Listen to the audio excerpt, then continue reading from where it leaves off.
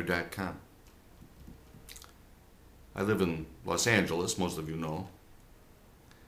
And the paper is the LA Times that I read every day with my coffee at the farmer's market. But the first page I turn to is not the news or even sports. It's the obituaries. Why? Because it's the most interesting part of the paper, in my opinion. What is the function of journalism? It has two functions. One, to create fear. And two, to piss you off. But the obits are different. In the obits, there's no need to pump up the hype or to contrive an angle because the people are dead, you know. Death is the angle. Instead, what you get are the facts. And the facts speak eloquently of these people. The ordinary and the extraordinary both. But they all had one thing in common. They found something to do. And they did it. Full speed ahead. So I've written of all this on the website. It's a piece called Why I Read the Obits. And I'm going to read an excerpt from that piece. What is this? It's a cake. The Medici cake. Baked by the cake lady, Janet Malcolm. Janet was the Babe Ruth cake decorating. McCall's magazine called her the goddess of sugar. She won the coveted New York Confectionery Association cake decorating contest 14 times, a record. You name it, Janet designed a cake to celebrate it. She did public works, the Hoover Dam, historical events, the Lindbergh New York to Paris flight, movies, Jaws, that featured a shark of white chocolate devouring the Captain Ahab character, bleeding strawberry juice. She did cartoon characters, athletes, architecture, the Guggenheim Museum.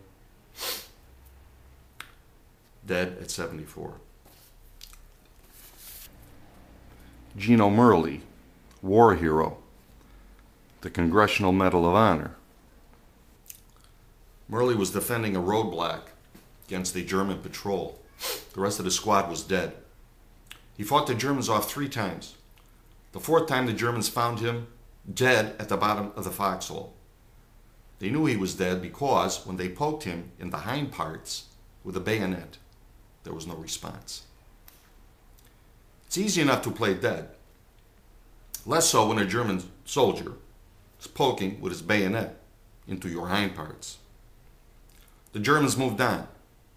Now Merle returned to life, machine gunned them from behind. Time passed, a couple of hours. He stayed put in the foxhole, tending his bleeding tush and imploring God to provide salvation. God sent more Germans. The scenario was repeated. He plays dead. The Germans move on. He machine guns them from behind. In the morning, the Americans regained the roadblock. Merle was retrieved from the foxhole. Scattered about here and there were 19 dead Germans. Wilfrid Thesiger, explorer, writer. Thesiger was English, born in Ethiopia. His father was a diplomat attached to the British Embassy. And here the son spent a marvelous childhood, along with his friends, the privileged and non-privileged both. The main activity was to tag along on native lion hunts. In those days, it was considered more sporting to dispense with guns and rely instead and spears. At age 13, he was returned to England to attend boarding school. It was a difficult time for him. He was an obvious misfit and brutally hazed. And to end the hazing, he learned to box. He went to Eton and Oxford and emerged a well-educated English gentleman type. But he wasn't the English gentleman type. He was the native African lion hunting with a spear type. He itched to return to the bush, and he did return, to embark on a series of expeditions: Africa, Iraq, Saudi Arabia. The stage was set for his most spectacular feat: the crossing of the Empty Quarter in Saudi Arabia. This is the desert that occurs in the movie Lawrence of Arabia and is described as the sun's anvil.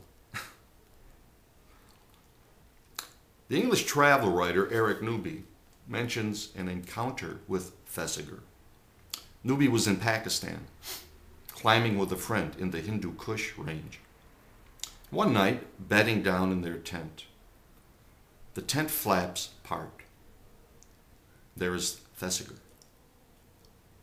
Newby and his friend are stretched out on air mattresses that they preferred to sleeping on rocks, and now receive from Thesiger a withering look, and he says, "You're a couple of pansies."